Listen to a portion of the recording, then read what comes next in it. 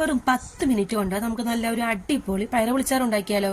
അപ്പോൾ നമുക്ക് നേരെ വീഡിയോയിലേക്ക് പോകാം. ആദ്യം വൃത്തിയാക്കി വെച്ചിരിക്കുന്ന പയറ് നമുക്ക് നന്നായിട്ട് മൂപ്പിച്ചെടുക്കാം. ഒരു ബ്രൗൺ കളർ ആവുന്നവരെ നമ്മൾ നന്നായിട്ട് മൂപ്പിക്കണം. അതിനുശേഷം നമുക്കതിൽ കുക്കറിലേക്ക് ഇട്ട് കൊടുക്കാം. ഇനി നമുക്ക് ആവശ്യമുള്ള മുളക് പൊടി, മഞ്ഞൾപ്പൊടി, മല്ലിപ്പൊടി ഒന്ന് മൂപ്പിച്ചിട്ട് നമുക്ക് ആ പയറിലേക്ക് ഇട്ട് കൊടുക്കാം. ഇനി നമുക്ക് വേണ്ടത് ഉള്ളിയും വെളുത്തുള്ളിയാണ്. നമ്മളിത് കട്ട് ചെയ്ത് വെച്ചിട്ടുണ്ട് ചെറുതായിട്ട്. അപ്പോൾ നമ്മൾ അതും കൂടി ഇട്ട് കൊടുത്തിട്ടുണ്ട്. ശേഷം നമുക്ക് ആവശ്യമുള്ള പുളിയും കൂടി നമ്മൾ ഇട്ട് കൊടുത്തിട്ടോ. പിന്നീട് നമുക്ക് ആവശ്യമുള്ള വെള്ളം, ഒരു 2-3 ഗ്ലാസ് വെള്ളം നമുക്ക് അതിലേക്ക് ഒഴിച്ചു കൊടുക്കാം.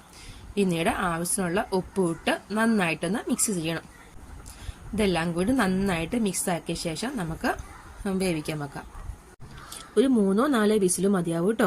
അപ്പോൾ തന്നെ നമ്മുടെ പയർ നല്ലവണ്ണം വെന്തിട്ടുണ്ടാവും. ഇനിയിപ്പോൾ അടുത്ത പരിപാടി എന്ന് പറയുന്നത് നമുക്ക് താളിക്കൽ പരിപാടിയാണ്. അപ്പോൾ ഒരു പാത്രത്തിലേക്ക് ലേശം വെളിച്ചെണ്ണ ഒഴിച്ച് ഉലുവയിട്ട് കറിവേപ്പിലയും ഉള്ളിയിട്ട് നമുക്ക് താളിച്ചെടുക്കാം.